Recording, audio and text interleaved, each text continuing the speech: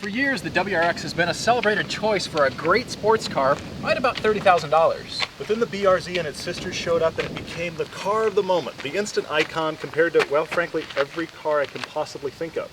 Well, so now there's this all-new WRX, which shares some technology with the BRZ, which means two of the best affordable sports cars now share the same badge, the same price point, and more. But here's the thing, you bring up either one and somebody is going to mention the other one. So the question is, which one and why?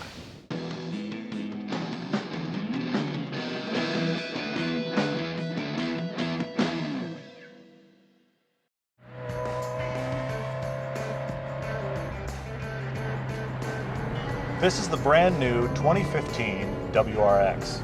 Right up front, I should acknowledge, I like the WRX enough that I kind of own one. I have a 2005 Saab 92X, which is essentially an 05 WRX in a Saab suit. So right away, I have to acknowledge I'm a fan. And you know, as I'm driving on this canyon road, you wouldn't believe the number of peace signs and thumbs up and just waves from people. Everybody loves this car. They know what it is, and they know what it can do. We drove the FRS and the BRZ against each other at a track event.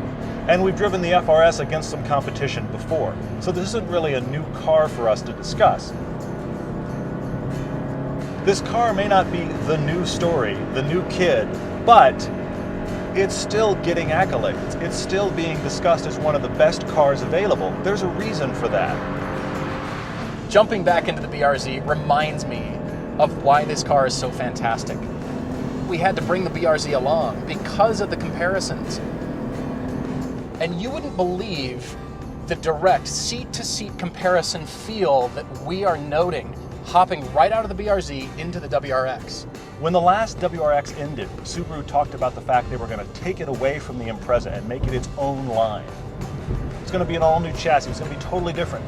They teased us with that amazing-looking concept car that they said, this is the new WRX. Then out came this car, which is, like past generations, pretty much a tuned Impreza.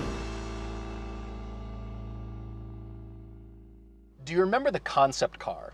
Wow, that got everybody excited, and I thought it looked great. And then they promptly drove it through the ugly car wash. I don't know what happened, but this car is not pretty. I almost prefer the prior generation, and that's not saying much. And of course, you've heard Subaru is saying there will not be a hatch version on this car. And all you hear about it is essentially rumors and gnashing of teeth about whether or not there will ever be a hatch version. For now, we only have a sedan. The front is angry and aggressive, but it's actually surprising how many very intricate, twisting, complex little details are on this car for a car that ultimately ends up looking kind of bland. The rear lights on this car are so fussy. It's because of the surface transitions, and then when you add the light cutout, it's a very strange, amorphous shape. It's not pretty, but if you're a Subaru fan, you're not gonna care. What I do like about this car is that it's instantly recognizable.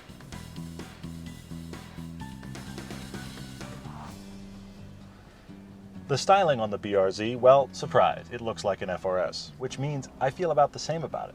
I just don't feel like either the BRZ or the FRS have a front-end design I'm in love with. This front bumper feels like a boxer wearing a mouthpiece.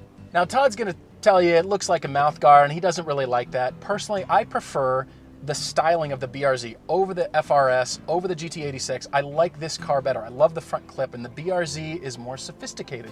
Now, the owner has changed out the rear taillights. They're slightly upgraded and they look great on this car. And what I love seeing from the cockpit here are just the subtle hint of those front fender flares. It's just a reminder about what you're driving. On the inside, it's an upgraded FRS. I prefer the silver accent on the dash over the carbon fiber looking one in the FRS. This has a black center gauge instead of a white one. But the biggest difference is the automated climate controls and the start button. This interior upgrade, frankly, is the only way this car should come. Now, there are arguments out there that this interior is just cheap, that it rattles, that it doesn't feel good. Let's be honest, this is an inexpensive car, all things considered. I think if you buy the base version, you're gonna notice pretty fast. So maybe the extra money for the better interior is worth it. I forgot how low this car is. The instrument panel is so tall in front of you, and you love this driving position. It says sports car in a way that the WRX just can't. On the prior generation WRX, both Todd and I wanted a little bit simpler interior, and Subaru has answered this.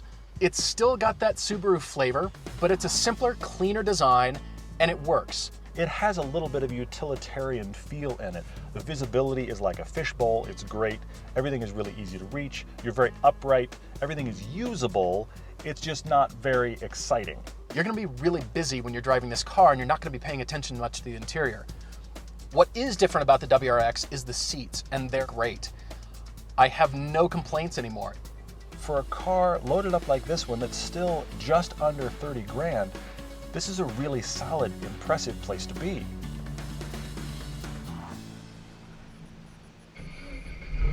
Back in the WRX after the BRZ, these cars feel shockingly different. I can't get over how upright and truck-like this seating position feels after you've climbed out of the BRZ.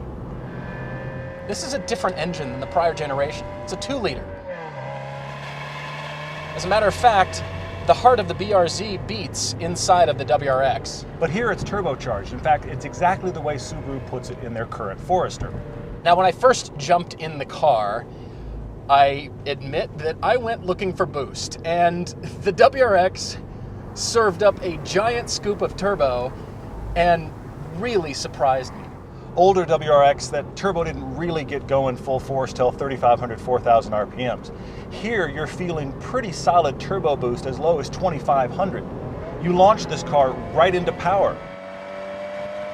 And in every gear, this car is just quick. There is no doubt about it, this car is fast. Again, you cannot look at numbers and think, this car just has a few more horsepower than the last one and it must be slightly faster. I found myself knifing through traffic at speeds that I shouldn't have been driving, just because I could. This new engine has a torque curve like a plateau. You just kind of become shift lazy in a way you normally would in like a big V8 muscle car. Whatever RPM you're at, the car has power. Just put your foot in it. This has a surge and an urgency that the BRZ just cannot muster. What if the BRZ had the turbo out of the WRX? Dear Santa, dear Subaru, why couldn't you put the turbo on this car? Because this car is so light, in most situations, you feel like you have just about enough power. It's very easy to launch. It's simple to drive in traffic. So you end up driving on the freeway a little bit differently and sometimes a little defensively. There's no offensive power. At a stoplight drag or a straight run, there's no question. The WRX will leave this BRZ dead. We're finishing our shoot. I'm driving home on the freeway, and I was not happy. This is not a comfortable car to do a road trip in. I'm sure people do it, but I certainly didn't want to be in this car. It's just loud, and on straightaways, frankly, it's kind of boring.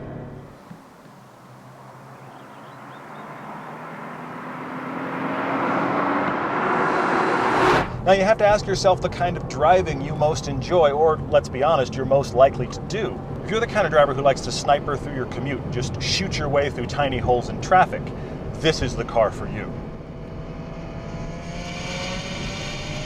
From in here you can feel a little more anger. There's some induction noise, some whistle, some personality to this engine. There isn't any in the BRZ. Dear God, this thing's fast.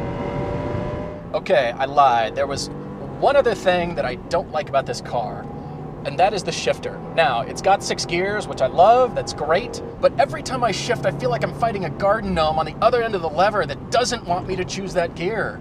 Now, I'm not saying it can't be done, and again, that's not something that should prevent you from buying the car, but it ain't smooth. The 6-speed in the WRX is not as precise as the one in the BRZ, but the throws feel shorter than they did on the prior model. You can get it with an automatic, but that means it winds up 200 pounds heavier and you have a CVT. By now, you should know what Todd and I think of CVTs. Please don't do that.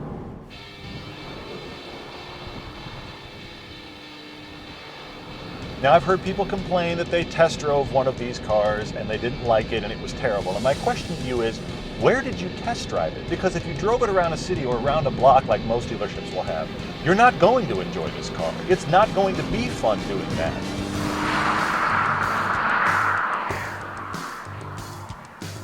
This car suffers from the Lotus Elise problem. Any time that you're stuck in traffic or sitting still or generally not hammering through a mountain road like this one, you're gonna be unhappy. I don't want to be here unless I'm giggling like a child through these corners.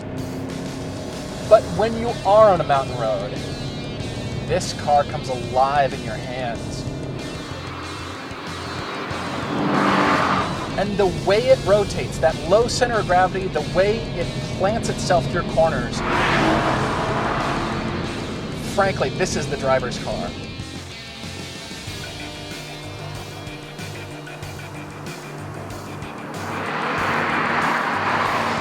When you get in the WRX right after the BRZ, this feels like a significantly softer, larger car. Yes, it weighs 400 pounds more and there is noticeable body roll. It's a much higher center of gravity, higher seating position, and you know it's the all-wheel drive that's yanking you through the corners. For the first time, the WRX has a torque vectoring system, which is just like the one in the Ford vehicles, which means it's actually brake vectoring on the front inside wheel. But the truth is you don't really need it. I mean, you can just turn off the systems on this car, drive it hard, and it's very confident. It is fast and easy to drive. When we've got two cars along, Todd and I generally end up chasing each other up a canyon road, and we found ourselves doing that today. I was driving the WRX and Todd was in front of me in the BRZ. I was able to keep up with him just fine, but only by virtue of the power in this car. When the BRZ is attacking a corner at 7 or 8 tenths, the WRX is having to go at 9 or 10 tenths. The WRX can do it, there's no question. It's still fun, but you're working harder and you're not having as much fun as you are in the BRZ.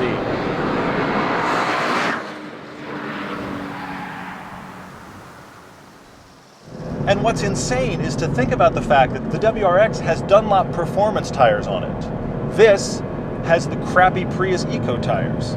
Some people are under the mistaken impression that the only thing this car is good for is drifting. Well, we're having a blast and you don't see us drifting. Yes, you can get it sideways. Yes, that is a lot of fun. But even with these crappy tires, this will stick to corners and kind of amaze you. The first thing I want to do is go get decent high-performance tires for this car. That wouldn't steal the fun, it would just make it that much easier to throw it down a back road and enjoy yourself. This car is so much more planted and so much sharper, you might overdo it. You might turn too far into your first few corners and realize, car's going, I've got you, I've got you.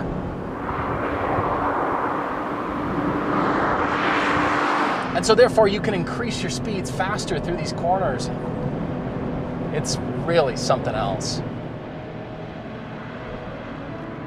It's not great at a lot of the mundane driving tasks. But if you're a person that drives down technical winding roads, that likes to just enjoy corners, the BRZ is nuanced and subtle. It kind of whispers to you. The WRX is as subtle as a Vegas light show.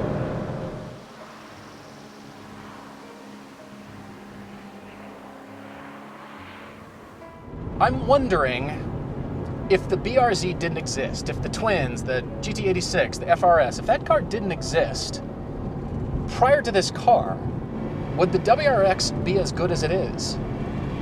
I'm gonna say no. Here's the thing though, this WRX is cheaper than the prior generation, and the BRZ that we have today is also a little bit more expensive than this car. Far more power, all-wheel drive, something that is a driver's car and nearly as quick through the turns for less money. This is what Subaru has done. If you might take your car on a technical, fun back road once every now and then, the WRX is going to feel like a much better car for most of life's situations.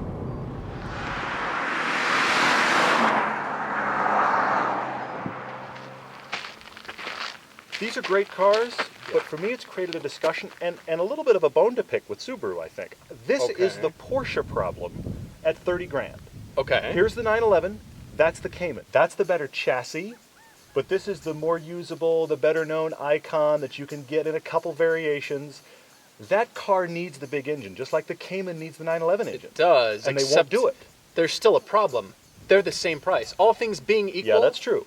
they're the same price, and you get more for your money. You get all-wheel drive. Yes. A car that can nearly keep up with the driver's car. Nearly. So much more usability out of this car. Yeah. Do you realize, if you watch the prior generation WRX, the new one is slightly cheaper, and there's a couple things about that one that prevented us from saying, buy this car, it's a true driver's car.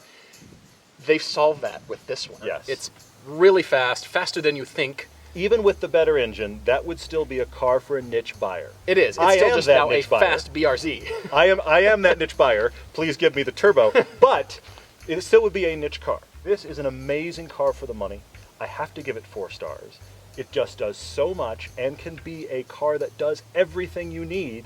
It's the nearly part that I can't go with. If I have to go with one of these cars, this speaks to the Lotus driver in me. I love this in the corner. It's an amazing car in the corners. It desperately needs this engine. Is there a petition? Do I need to sign something? What's going on? Do we need to march on Washington? That needs that engine. And it's exactly like the Cayman needs the 911 engine. It bugs me, honestly. I like this car, but I would own either one of them. I can see that. What a hell of a bargain, though. Yes. Honestly, I don't know if we've ever done this show where I've had 2 cars in the show that I gave them both 4 stars. And that's true here. I would genuinely own either one of these. Well, they had the turbo and the BRZ, yes, but because of the power, it can nearly keep up with this car, and there's so much more usability in this car. Yeah, I see that. So for me, it's the WRX, but by a hair. Incredible value for money here. Incredible all-around usable car. Yeah. But you can't underestimate the BRZ.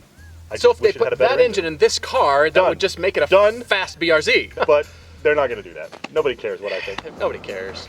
The question is, they're both great cars. You cannot lose. Which would you pick? The only thing preventing me from buying this car is I want something a little more refined. But now that's a matter of personal taste, because you might like the raw character of this car, and especially that turbo. This is a great all-around car that also happens to be incredibly fun to drive. It's not as agile as the BRZ. I know some people are going to think I'm insane, but it just isn't. It isn't as much fun on a back road, but it's better in most everything else. So as good as this car is, would I own one? No, I don't want one of these cars. There's other things that I would want before this one, but man, is this good. If this car is a part of your life, you are a happy camper. It's so rare with performance cars now for you to be able to drive any of them anywhere near their limits. Even on a track, most cars have got more capability than you can use. The great thing about the BRZ is it's accessible, it's fun, and you can wring every bit of performance out of it regularly. And that's pretty cool.